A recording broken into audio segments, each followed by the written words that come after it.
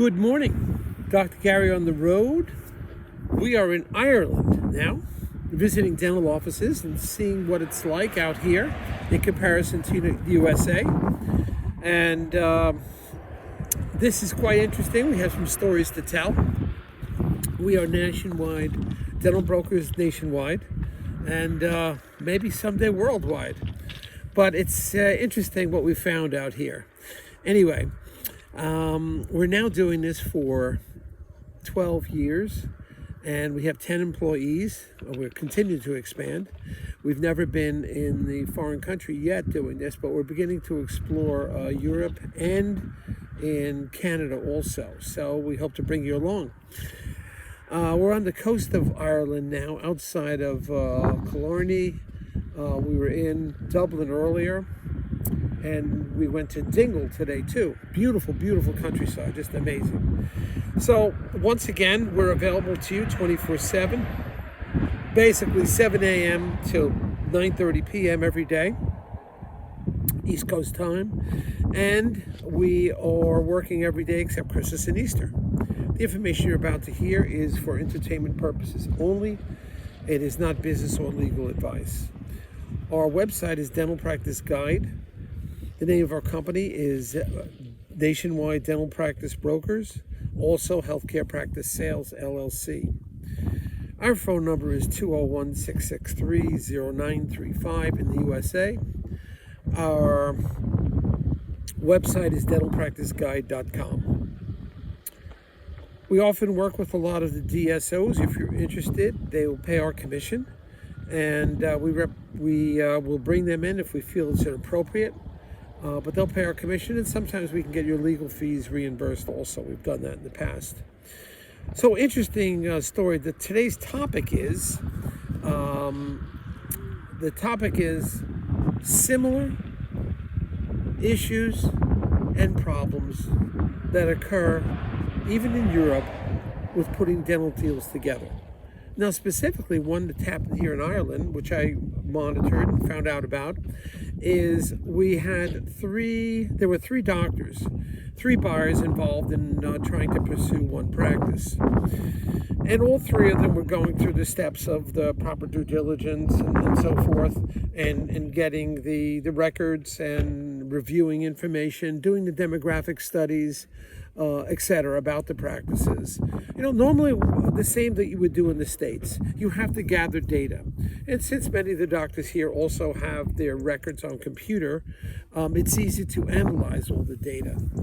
But the issue is, especially on this deal, I was being informed, it took of the three doctors, it took them so long to begin to continue to review and check, and had their financial advisors review the records and the documents.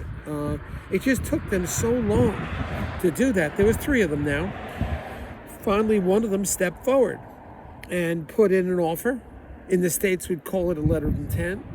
And they put the offer in, and I think we're very close, and we're probably going to be accepted with some negotiation. Same it's done in the States. A letter of intent is issued, or an offer is issued. The buyer and the seller go back and forth through the intermediaries, a dental broker, and or the respective legal counsel, and they put a deal together and move forward. Now, when I informed the other two buyers that we do have a letter of intent, we keep the dollar amount confidential, of course. We said, it may be time for you to put an offer in too, if you think you want to do that, because we're going to move ahead with the other party unless we hear from you. Again, we don't give them the dollar amount that the offer was. We keep that confidential. And their responses were, well, we're not ready.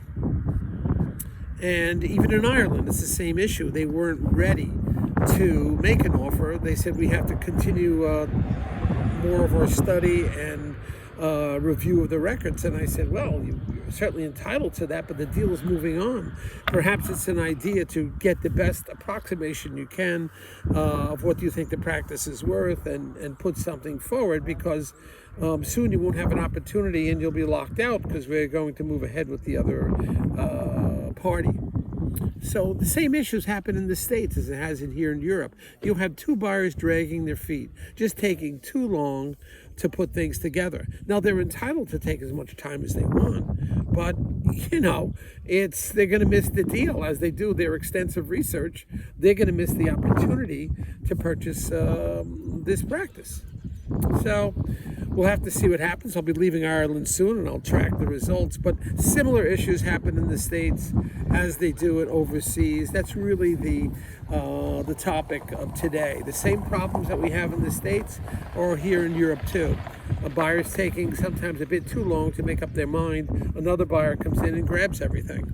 And that the buyer that put the offer of intent in, or with just an offer they call here, he could still proceed forward and do some more research on the practice and put it together. You can wait on some of the, so to speak, due diligence until after you make the letter of intent. You gather all the information you can ahead of time, and then you can continue your research later.